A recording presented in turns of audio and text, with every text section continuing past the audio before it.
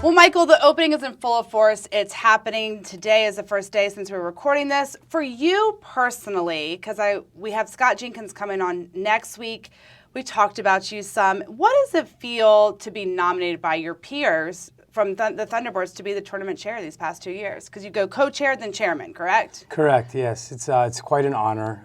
It's an honor just to be in the Thunderbirds, such a special group of professionals. Yes. I moved here 10 years ago, and to have the opportunity to join such a special group that does so much good has been a real honor, and it's been life-changing for myself and my family.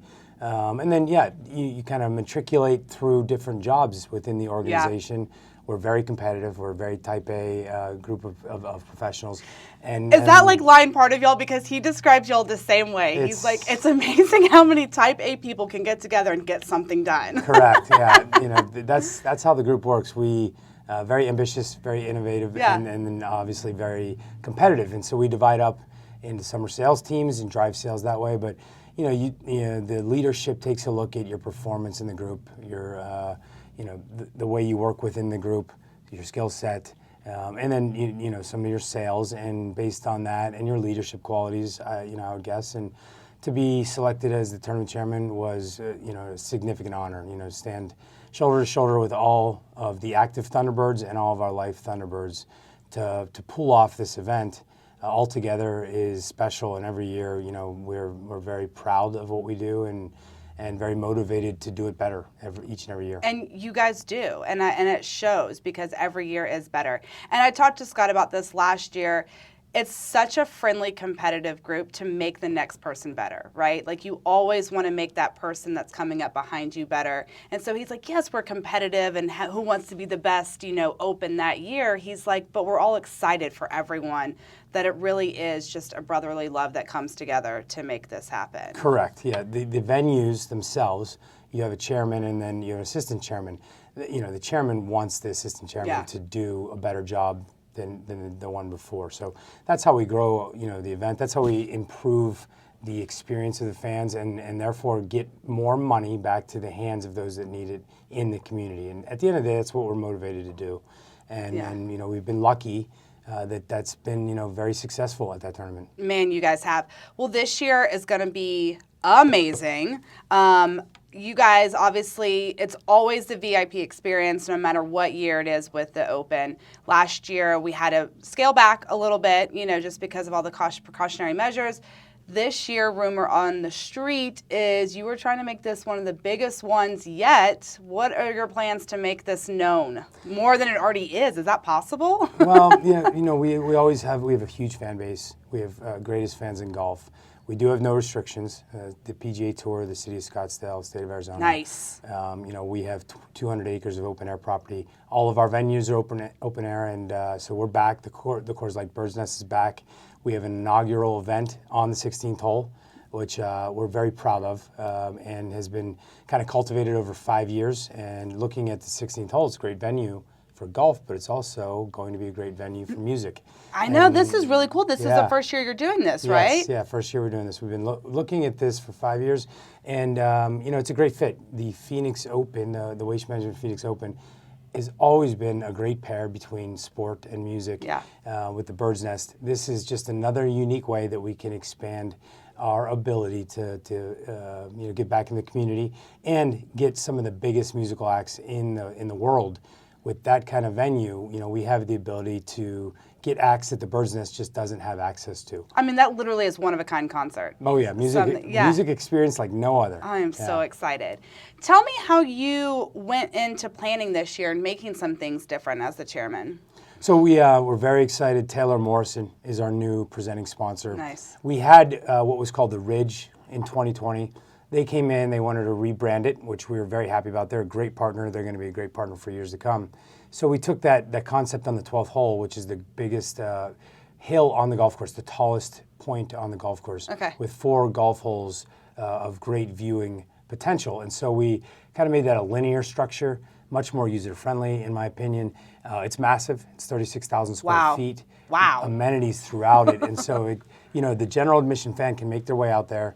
They can spend a day on a huge platform with their friends and family, drinks, food, and 4 holes of golf. So that's very, very exciting. 1937 Club Yep. is our new clubhouse, which has been an elevated fan experience. It needed to happen, needed kind of a refresh.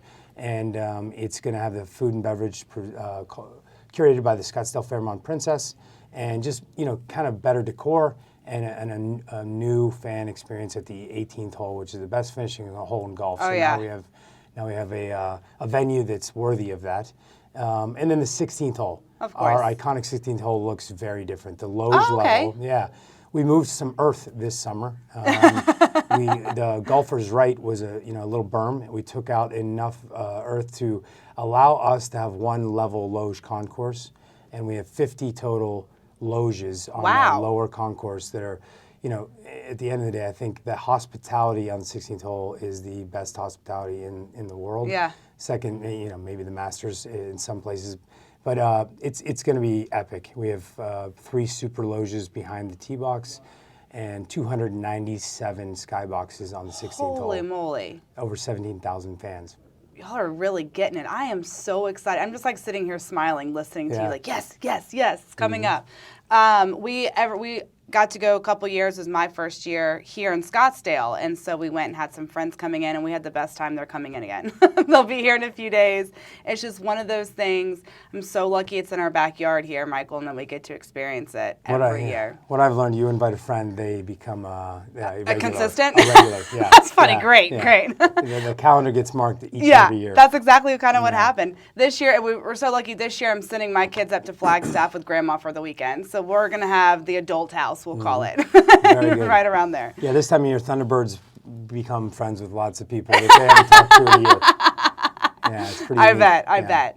Well, we talked a little bit about the musical guests and stuff like that. Y'all really do knock it out of the course. We'll say out of the course, How do you get these big names to come in here? And do they come crawling to you like, let's get in, we want to play with you guys? Or, how do you get the big names in to come with us? It's a good question. I was Bird's Nest chairman in 2019. Perfect. Very proud of that year. It was Snoop Dogg, Chainsmokers. I know. So it's a little bit of everything. We have contacts and partners in the radio industry. Okay. We have promoters, and we have somebody that is on staff, John Felix, very knowledgeable in the music industry. So, and every Thunderbird has a guy that knows a guy that knows a guy. So we leverage all those contacts and kind of lay out the potential, possible options. And then the Bird's Nest chairman works with the tournament chairman to find a good fit that we think is not only going to be very, popular, but is going to sell out. We want to generate funds from the Bird's Nest as well. And so we have 2 sold out nights this year. It's amazing. Soon to have a 3rd, and then Wednesday night we've got some tickets to sell. But great acts: Diplo, Cole Swindell, Macklemore, AOK, and Quinn XVI, and then Sam Hunt is huge. Huge. Yeah. Good and for you guys. Kygo on Saturday. Yeah. So, who are you most looking forward to hearing concert-wise? Well, I'm very excited about the concert in the Coliseum. Yeah. That's something I've been working on with some Thunderbirds for quite some time, and to see it come to fruition is something we're very proud of. I'm very pumped to see that it's going to happen. Yeah. So I'm excited for Thomas Rhett and Old Dominion. I'm a big Old Dominion fan. They kind of made me appreciate country music. Because I moved here from Miami and it just wasn't. Oh gosh! It wasn't a genre that I was super into. So Old Dominion made that, presented country music to me, and I've enjoyed it ever since. You gotta like country music here. Totally, you do. Yeah, you Luckily, really do. I'm from the South, so I grew up in Georgia, went to school at Ole Miss and stuff like that. So I got the country there and lost it, and now moving here, it came back to me. I agree. Old Dominion's gonna be great. They're gonna be great. Good for you, man. When I talked to Scott, he was just talking about, you guys still have a full-time job. You work for you volunteer with the Thunderbirds. How are you and your family doing? Are you ready for a night's sleep, kind of thing? I know you're so excited. I know it's going to be great. What are you looking forward to next? Well, yeah, I mean, it's quite a bit, but it's an honor, and we love it. It's fun. Of course it is. is. And it's an honor and a pleasure, and we get to see the fruits of this labor at the end of the tournament when we throw up a big number, and then we spend the rest of the year giving that out. So it's very rewarding. Do you have a goal number in mind?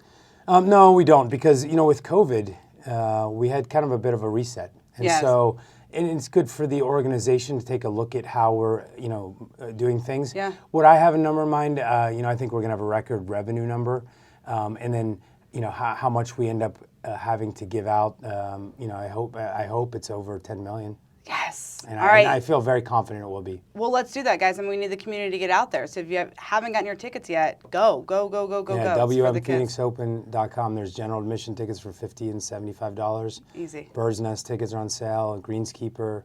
Yeah, there's still opportunities. Yeah, still some opportunities. What did you learn as the co-chair going into this year that really you took to heart? Applicable to this year, not a whole lot. Yeah, I learned that Scott Jenkins is a great leader and he's a good friend, but there was not a lot last year that went on that was normal. Yeah, I know. We pivoted, had to be 20, 30 times, but we landed on our feet. Scott did a great job. All the Thunderbirds did a great job. We were able to kind of catapult our tournament into a position to rebound quickly. We maintained the cadence of our group. Yeah.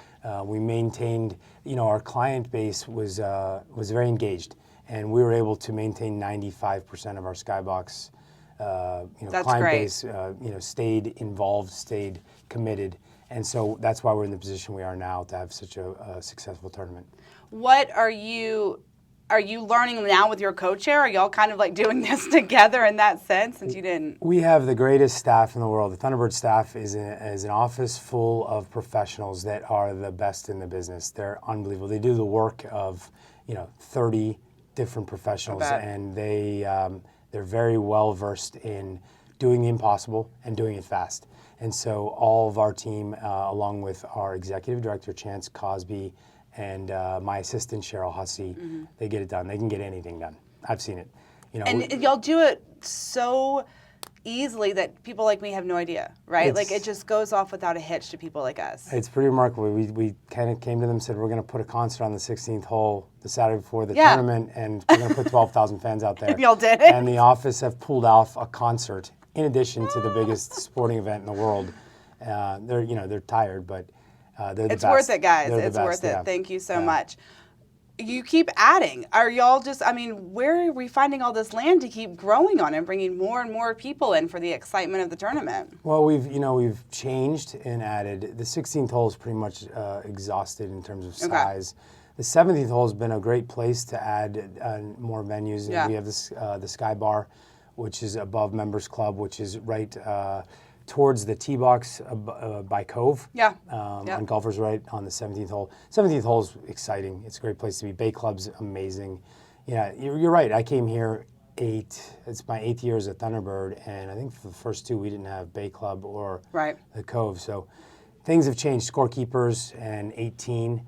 I think next year you're going to see 18 look a little different. The fan zone is going to be significantly different. We're beginning construction on the entryway, so in the 2024 tournament, it's going to have a DraftKings Sportsbook lounge and a brand new entry to our tournament. Wow! So a lot of exciting things going on. It's a great place to be, not only to watch golf, experience everything there is to experience, but I say this all the time in interviews, it's a philanthropic machine, and it really is.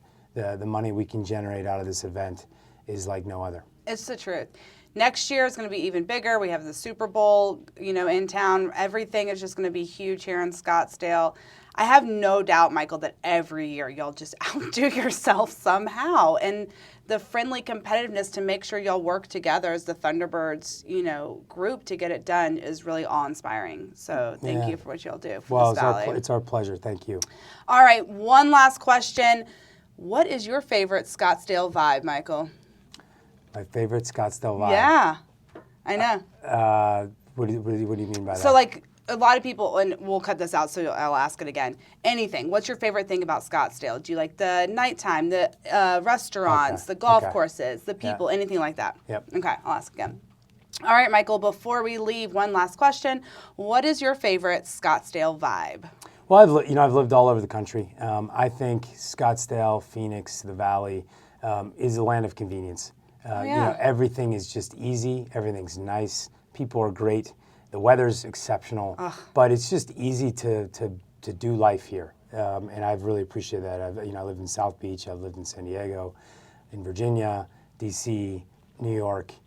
So, just coming out here, everything's easy. And but all those places you just named have a lot of water. You okay having no water here? Yeah, my happy wife, happy life. Yeah. I met a beautiful Scottsdale lady, and we got married, and so she's her family's here, so I'm happy. That's awesome. Yeah. Thank you for joining me at the table this week. Guys, go get your tickets. The Waste Management Open is going on right now. There is still time and lots of fun to be had. Michael, kick it out of the park. Your guys are amazing, and then you deserve a vacation, so go get some rest.